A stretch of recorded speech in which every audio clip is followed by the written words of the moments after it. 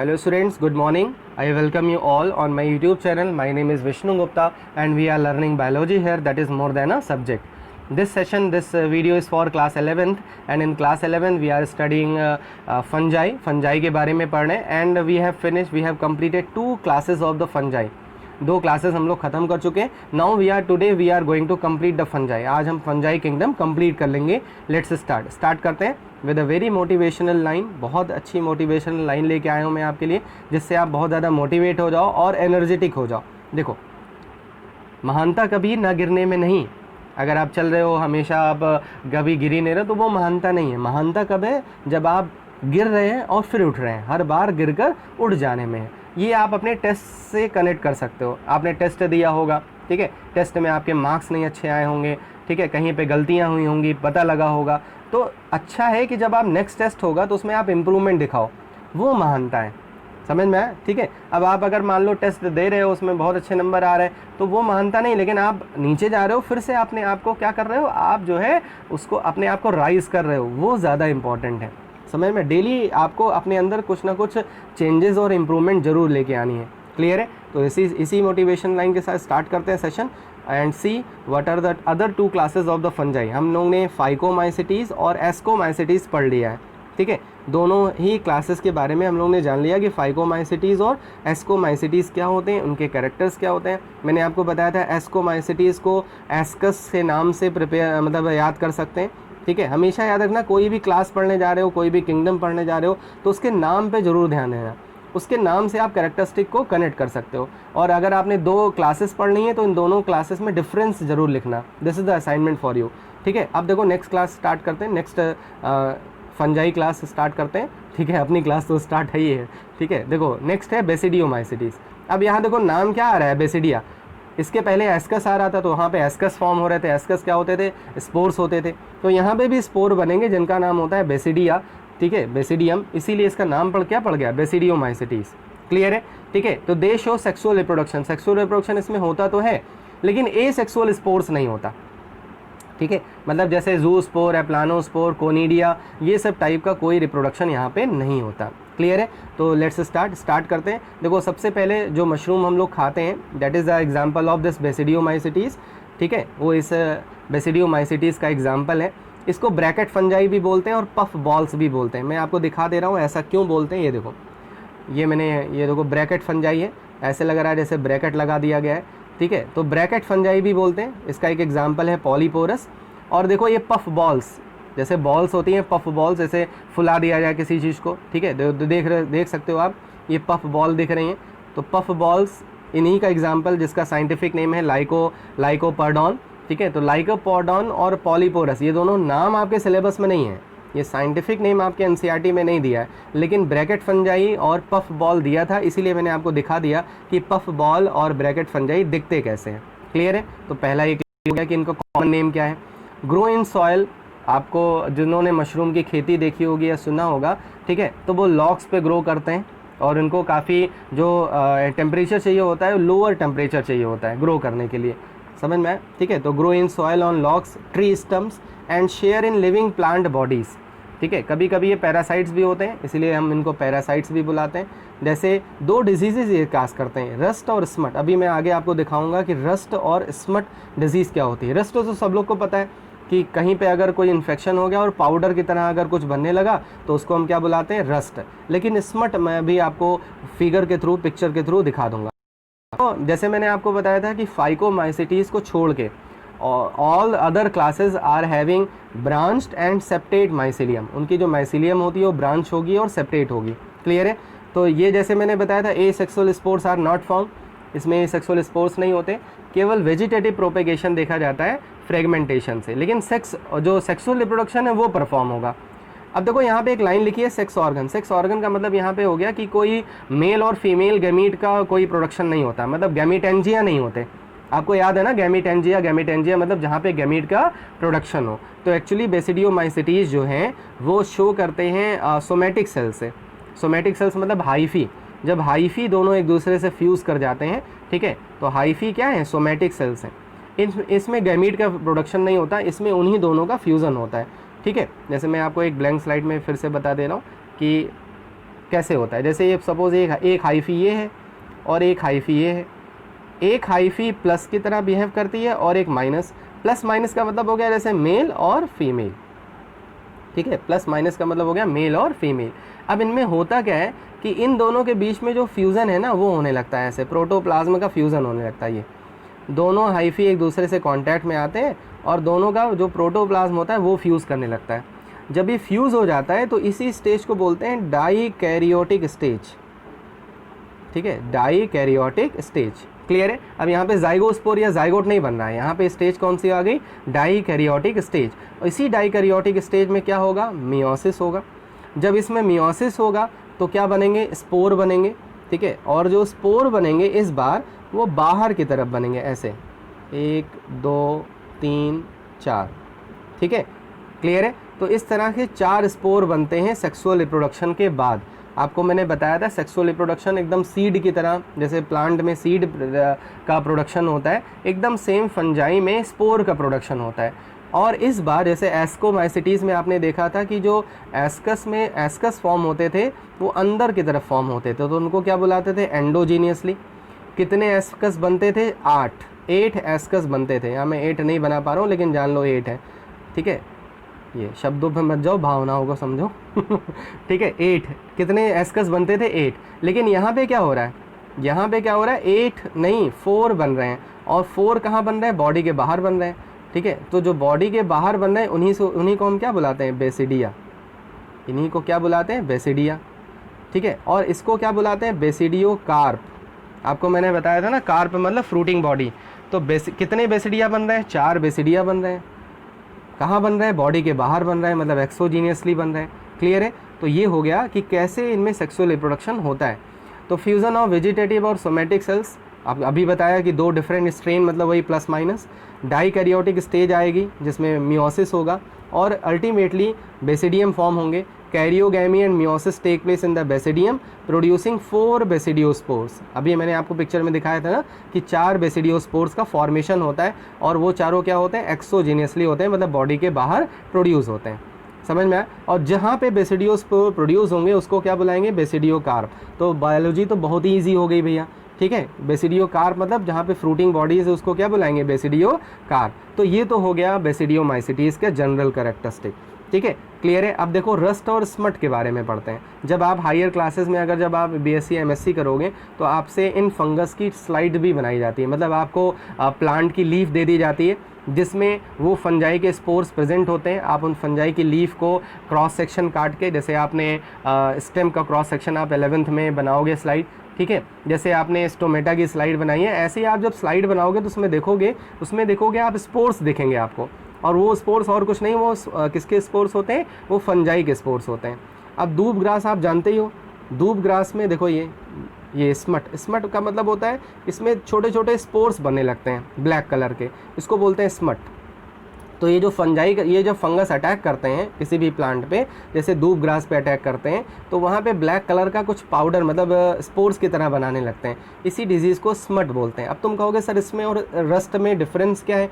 Rust में क्या होगा कि लगेंगे और ये पूरी तरह से पाउडर की तरह चेंज हो जाएगा, और यहाँ पे क्या हो रहा है कि जहाँ पे लगेंगे वहाँ पे स्पोर मतलब ब्लैक कलर का स्पॉट दिखेगा आपको। तो इसीलिए डिजीज़ को क्या बोलते हैं, स्मट। तो एक तो ये दूब ग्रास का एग्जाम्पल हो गया। दूसरा आप ये देख सकते हो वीट, ये वीट का नॉर्मल है, मतलब नॉर्मल होता है। लेकिन देखो जब स्मट हो गया तो क्या हो गया, जैसे स्मट होता है तो देखो किस तरह से हो गई है, ठीक है, ये हो गया। तो लूज स्मट ऑफ वीट, जो वीट है वो लूज़ हो गया, मतलब यहाँ पे जो स्मट है वो इसने इसको लूज़ कर दिया, देख रहे हो, इरेक्ट नहीं है, अब ये लूज़ हो गया, किस तरह से स्ट्रक्चर हो गया, ठीक है। तो ये मैंने आपको दिखा दिया कि कैसे स्मट डिजीज़ होती है। ये जो स्मट के स्पोर्स हैं यहाँ देखो, ये देख सकते हो इसमें जूम करके, ये स्मट के स्पोर्स ऐसे होते हैं, ये स्मट के स्पोर्स हैं, ठीक है। और इन्हीं स्पोर्स में इनके जो केमिकल्स होते हैं, जो न्यूक्लियाई होता है वो प्रेजेंट होता है, ठीक है। तो क्लियर हो गया स्मट कैसे होता है, ये तो मैंने आपको दिखाई दिया। अब नेक्स्ट आ जाओ, ये मैंने डिजीज़ेस देखो दिखा दिए, ठीक है। देखो यहाँ पे यूरोडोस्पोर्स है, यूरोडोस्पोर्स जो होते हैं वो वीट जिसका वीट का साइंटिफिक नेम क्या है, ट्रिटिकम एस्टिवम, ठीक है। तो जो वीट में जो डिजीज़ काज करते हैं उन स्पोर्स को यूरोडोस्पोर्स बोलते हैं। ये बेसिडियोमाइसिटीज़ का एग्जाम्पल है। अब आप देख सकते हो जब भी आप वीट की लीफ का या इस तरह से जब क्रॉस सेक्शन देखोगे तो आपको ऐसे स्ट्रक्चर दिखेंगे और इससे पता लग जाएगा कि वीट प्लांट में ये डिजीज़ हो चुकी है। ठीक है, ये भी वीट प्लांट का है, ये भी वीट प्लांट का है, ये देख सकते हो ये भी वीट प्लांट का है। ठीक है, जिसको बोलते हैं हम टेलिटोस्पोर्स, ये टेलिटोसोरस है। टेलिटोस्पोर्स भी ही किसका एग्जाम्पल है? बेसिडियोमाइसिटीज़ का, और ये भी वीट प्लांट में ही डिजीज़ काज करता है। तो इस तरह से मैंने दिखा दिया कि किस तरह से जो है आपको जो वीट प्लांट है उसमें कैसे देख सकते हो।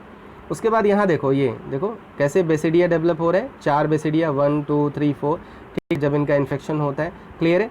ये जो लीव्स होती हैं, कुछ प्लांट की जो लीव्स होती हैं उनमें देखो ये स्पोर्स ऐसे देखने को मिलते हैं, ये इस तरह के स्पोर्स देखने को मिलते हैं प्लांट के लीफ में। ठीक है, क्लियर है? तो इस तरह से ये डिजीज़ स्मट और रस्ट डिजीज़ होती है। ठीक है, क्लियर हो गया? तो बेसिडियोमाइसिटीज़ मैंने आपको बता दिया कि रस्ट और स्मट डिजीज़ काज करता है। इसका एक एग्जाम्पल होता है पक्सीनिया। ठीक है, पक्सीनिया ग्रेमिनस।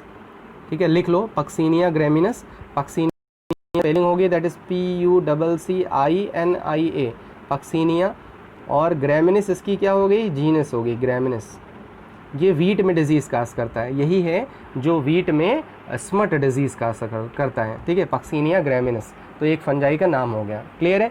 ठीक है, अब आ जाओ नेक्स्ट टॉपिक पे, दैट इज़ लास्ट क्लास ड्यूटेरोमाइसिटीज़। अब देखो ड्यूटेरोमाइसिटीज़ को हम इम्परफेक्ट फंजाई बोलते हैं, क्योंकि अभी तक जितने भी फंजाई पढ़े हमने उनमें सेक्सुअल रिप्रोडक्शन रिपोर्ट हुआ है, सब में सेक्सुअल रिप्रोडक्शन होता है, लेकिन ड्यूटेरोमाइसिटीज़ में सेक्सुअल रिप्रोडक्शन रिपोर्ट नहीं है, मतलब अननोन है, नहीं पता, होता ही नहीं। ठीक है, इसीलिए हम इसको क्या बुलाते हैं? हम इम्परफेक्ट फंजाई बुलाते हैं। समझ में? क्योंकि सेक्सुअल रिप्रोडक्शन नहीं होता है, तो हमने एक क्राइटेरिया बना लिया कि जिनमें सेक्सुअल रिप्रोडक्शन नहीं है वो इम्परफेक्ट फंजाई होते हैं, because only the asexual and vegetative reproduction take place. और इनमें जो एसेक्सुअल रिप्रोडक्शन होता है वो कोनिडिया से होता है। जैसे एस्कोमाइसिटीज़ में आपने देखा था कि conidia participate in the asexual reproduction, ऐसे यहाँ पे भी कोनिडिया एसेक्सुअल रिप्रोडक्शन में पार्टिसिपेट करेगा। ठीक है, और जैसे मैंने बताया था माइसिलियम क्या होती है? सेप्टेट होती है, ब्रांच्ड होती है, स्पेलिंग सही कर लेना, ब्रांच्ड। ठीक है, सेप्रोफाइट्स होते हैं, पैरासाइट्स होते हैं, डीकम्पोजर्स होते हैं, और कोनिडिया लाइक स्ट्रक्चर से क्या करते हैं? रिप्रोड्यूस करते हैं। क्लियर है? ठीक है, ये इसमें इसके कैरेक्टरिस्टिक बहुत कम है। एक्चुअली हुआ क्या था, जब आप NCERT पढ़ोगे तो उसमें लिखा होगा कि कुछ जब ये मतलब ये क्लास जब बनाई गई तो इसमें कुछ ऐसे फंगस को क्लासीफाई कर दिया गया था जो सेक्सुअल रिप्रोडक्शन परफॉर्म करते थे, लेकिन बाद में देखा गया कि ड्यूटेरोमाइसिटीज़ तो ऐसी क्लास है जिसमें ऐसे फंगस हैं जो सेक्सुअल रिप्रोडक्शन परफॉर्म नहीं करते, तो उनको अलग कर दिया गया, फिर उनको एस्कोमाइसिटीज़ में क्लासीफाई कर दिया गया। ठीक है, जब आप NCERT पढ़ोगे तो उसमें लिखा होगा, उस लाइन को जरूर अंडरलाइन कर लेना, वो बहुत इंपॉर्टेंट है कॉम्पिटिटिव एग्जाम के लिए। ठीक है, और बहुत जल्दी आपको नीट के एग्ज़ाम्स के जो मैंने स्पेशल पेपर बना रहा हूँ मैं टॉपिक वाइज, आपके लेसन वाइज, वो आपको जल्दी ही मिलने लगेंगे 1-2 दिन के अंदर। ठीक है, तो आप उसको सॉल्व करोगे और आपको पता लगेगा कि आपके NCERT से किस तरह के क्वेश्चंस बन सकते हैं। ठीक है, क्लियर है? अब देखो इसके जो डिजीज़ेज़ हैं वो मैंने यहाँ पे देखो, एक तो कोनिडिया लगा दिया कि कोनिडिया कैसे प्रोड्यूस होते हैं। कोनिडिया क्या होते हैं? स्पोर्स होते हैं, कोनिडिया स्पोर्स होते हैं, और ये एसेक्सुअल स्पोर्स होते हैं, याद रखना। 2 टाइप के स्पोर्स आपको पता लगा, एक सेक्सुअल और एक एसेक्सुअल। जैसे एस्कस क्या होता है? सेक्सुअल स्पोर्स होता है। बेसिडिया क्या होते हैं? सेक्सुअल स्पोर्स होते हैं। लेकिन जूस्पोर, कोनिडिया, ये सब एसेक्सुअल स्पोर्स होते हैं, इसमें किसी और पेरेंट की ज़रूरत नहीं होती। जहाँ पे ये प्रोड्यूस होते हैं उसको बोलते हैं सीमेंटेड कोनिडियोफोर्स। ठीक है, और ये सबस्ट्रेटम होता है जहाँ से इनका डेवलपमेंट होता है। जैसे ये जान लो रूट है, ठीक है, और ये स्टेम हो गई, और ये क्या हो गए? इसके लीफ हो गए। क्लियर है? समझ में आ गया? अब नेक्स्ट पे आ जाओ। ये देखो मैंने ये डिजीज़ लगा दी है, ये लीफ में कैसे ये जो है टिक्का, इस डिजीज़ को बोलते हैं टिक्का। अब वो पनीर टिक्का नहीं है, ठीक है, टिक्का। देख सकते हो कैसे टिकिया के वो सारी जो क्या बोलते हैं उसको, बिंदिया जो टिक्की लगाते हैं, ठीक है, एकदम वैसे ही नहीं दिख रहा है टिक्की की तरह ऐसे।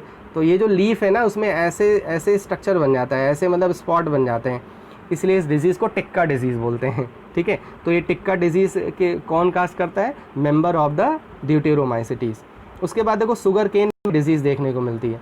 ये इन्फेक्टेड स्टेम, देखो स्टेम इनकी कैसे हो जाती है, ठीक है, ये इस तरह से स्टेम हो जाती है, बीच बीच में स्पॉट पड़ जाते हैं। कभी कभी आप जब शुगर केन का जूस पीने जाते हो तो बहुत सारी ऐसी शुगर केन उसके पास होती है, अगर बीच में देखो तो वहाँ पे स्पॉट पड़े होते हैं, ठीक है, वो हार्ड हो जाता है, उसमें जूस नहीं निकलता, तो एक्चुअली वो इन्फेक्टेड है। वो इन्फेक्टेड किससे हैं? फंजाई से हैं, और उस स्पीसीज़ का नाम है कोलियोट्राइकम। तो colletotrichum is the species, is the example of the deuteromycetes which cause the red rot disease. जब आप उस शुगर केन को देखोगे तो रेड कलर का दिखेगा, ठीक है। तो red rot disease of sugar cane is caused by colletotrichum, ये काफ़ी इंपॉर्टेंट है, ठीक है। उसके बाद आ जाओ नेक्स्ट पे, ये अल्टरनेरिया, आपने एक एग्जांपल मैंने आपको बताया था ना, ये देखो ये अल्टरनेरिया है ना, यही अल्टरनेरिया डिजीज़ काज करता है पोटैटो में। लिख लो अल्टरनेरिया, इसका पूरा नाम होता है अल्टरनेरिया सोलानी, सोनाली नहीं, ठीक है, सोलानी, सोलानी, ठीक है। सोनाली बहुत लोग का नाम सोनाली होता है ना, ठीक है, मैं गलती से सोनाली बोल जाता हूँ, ये सोलानी है। Alternaria Solani cause the disease in potato, ये पोटैटो में डिजीज़ काज करता है, ट्यूबर डिजीज़ काज करता है। कोलियोट्राइकम मैंने बता दिया। ट्राइकोडर्मा की कुछ स्पीसीज डिजीज़ भी काज करती हैं और कुछ स्पीसीज बहुत ज़्यादा इंपॉर्टेंट होती हैं, जो आप क्लास 12 में भी पढ़ोगे कि जब भी किसी का ऑर्गन ट्रांसप्लांट होता है तो इनसे एक केमिकल निकाला जाता है जिसका नाम होता है साइक्लोस्पोरिन। उस साइक्लोस्पोरिन को इंजेक्ट करके ऑर्गन के रिजेक्शन को रोका जा सकता है। समझ में आ गया? तो ये हो गया इसके ड्यूटेरोमाइसिटीज़ के बारे में। तो चारों क्लासेस मैंने आपको बता दी, चारों क्लासेस में जो डिजीज़ेस काज होती हैं उनको पिक्चर के थ्रू आपको क्लियर कर दिया कि ये डिजीज़ेस क्या होती हैं। काफ़ी इंपॉर्टेंट है, एग्जाम्पल्स बहुत इंपॉर्टेंट होते हैं, याद रखना, ठीक है। अब नेक्स्ट आ जाओ इंपॉर्टेंस ऑफ फंजाई। कुछ तो मैंने यहाँ पे लिख रखा है, लेकिन something I will give you as a assignment, you have to find out the importance of the fungi. जैसे मैंने यहाँ पे दिखा है कि मेडिसिन में आपको पता है एंटीबायोटिक्स पेनिसिलियम से बनाई जाती है। आप बताओ पेनिसिलिन एंटीबायोटिक है तो इसका जिससे ये निकाली जाती है वो किसका मेंबर होगा, किसका एग्जाम्पल है? एस्कोमाइसिटीज़ का एग्जाम्पल है। ऐसे क्वेश्चन बनते हैं कॉम्पिटिटिव एग्जाम में, ठीक है। क्लेविसेप्स, क्लेविसेप्स किसका एग्जाम्पल है? उसी एस्कोमाइसिटीज़ का एग्जाम्पल है, जिससे एक हम केमिकल बनाते हैं, ठीक है, एर्गोटिन। एर्गोटिन क्या करता है? Check यूटेरिन haemorrhage. हेमरेज, जहाँ पे भी हेमरेज वर्ड आ जाए उसका मतलब होता है ब्लड का निकलना, ठीक है, ब्लड रिलीज़ होना। जैसे ब्रेन हेमरेज, ब्रेन हेमरेज जब होता है तो वहाँ की जो वेसल्स होती हैं वो रप्चर्ड हो जाती हैं और ब्लड बाहर आ जाता है। तो कहीं पे भी अगर हेमरेज वर्ड लिखा हुआ है तो इसका मतलब है कि ब्लड का बाहर आना। तो यूटेरिन हेमरेज मतलब हो गया कि जब यूटेरस में ब्लड बहुत ज़्यादा रिलीज़ होने लगता है, ठीक है, तो उसको बोलते हैं यूटेरिन हेमरेज, जिसको रोकता है एर्गोटिन जो है वो उसको रोकता है। उसके बाद एक और एग्जाम्पल है क्लेवेशिया। क्लेवेशिया पॉसेस कैल्वेसिन एक केमिकल होता है और इससे ही हम स्टमक ट्यूमर को रोक सकते हैं। इसको खाने से स्टमक ट्यूमर को रोका जा सकता है। समझ में? तो ये कुछ फंजाई के एग्जाम्पल हैं जो इन द मेडिसिन की फील्ड में हेल्प करते हैं। उसके बाद देखो कुछ ऐसे होते हैं जो अल्कोहलिक फर्मेंटेशन में हेल्प करते हैं, जैसे ईस्ट। बहुत सारे ऐसे एस्परजिलस नाइगर, ठीक है, फंजाई है जिससे हम बहुत सारी एसिड हमें मिल सकती है, साइट्रिक एसिड वगैरह। बायोलॉजिकल कंट्रोल, बहुत सारे ऐसे फंजाई होते हैं जो अदर ऑर्गेनिज्म को, जो अदर इंसेक्ट्स होते हैं, अदर पैथोजन होते हैं, उनको रोकते हैं, उनको किल करते हैं, जिससे प्लांट में डिजीज़ नहीं लगती। एडिबल फंजाई, एक फंजाई तो सब लोग खाते हैं, मशरूम। और भी मैंने आपको कई सारे एग्जांपल यहाँ पे बता रखे हैं। और सबसे ज़्यादा इंपॉर्टेंट फीचर है कि they act as a decomposer. तो मैंने यहाँ पे कुछ हेडिंग तो लगा दी है, लेकिन आपको मैं ये टॉपिक दे रहा हूँ कि यू हैव टू एक्सप्लोर, आपको एक्सप्लोर करना है, ठीक है। तो आज फंजाई का किंगडम कंप्लीट हो गया। I will request you all that revise कर लो, ठीक है, जल्दी आपको असाइनमेंट मिल जाएंगे। और इस चैप्टर में केवल अब वायरस के बारे में पढ़ना है हमें और लिचन के बारे में, ठीक है, क्लियर है? तो बायोलॉजिकल क्लासिफिकेशन कंप्लीट हो जाएगा। तो नेक्स्ट क्लास में I will bring you that virus, मतलब वायरस लेके नहीं आऊँगा, वायरस की क्लास लेके आऊँगा, ठीक है। वायरस के नाम से तो ऐसा डर लगता है ना, ठीक है, सब लोगों को डर लगता है कि नहीं लगता, लेकिन डरने का नहीं है, अपनी इम्यूनिटी को स्ट्रॉन्ग करना है, डरना नहीं है, ठीक है। So I am ending this session को मैं एंड कर रहा हूँ with this thought that you are studying at your home and please do hard work because we are the future doctor. हम फ्यूचर डॉक्टर हैं, ठीक है, और हमें बहुत मेहनत करनी है जिससे हम डॉक्टर जल्दी से जल्दी बन जाएं, ठीक है, क्लियर है? So please press the like button, जाते जाते लाइक बटन पर ज़रूर प्रेस करना और मैक्सिमम शेयर करो, जो आपके जो फ्रेंड्स हैं उनको भी ये वीडियोस पता लगें, ठीक है, कि ऐसी भी क्लासेस हो रही हैं जहाँ पे हमें बायोलॉजी रटने को नहीं बल्कि समझने को मिल रहा है, ठीक है। So stay at your home, stay safe, जय हिंद, जय भारत, गुड बाय।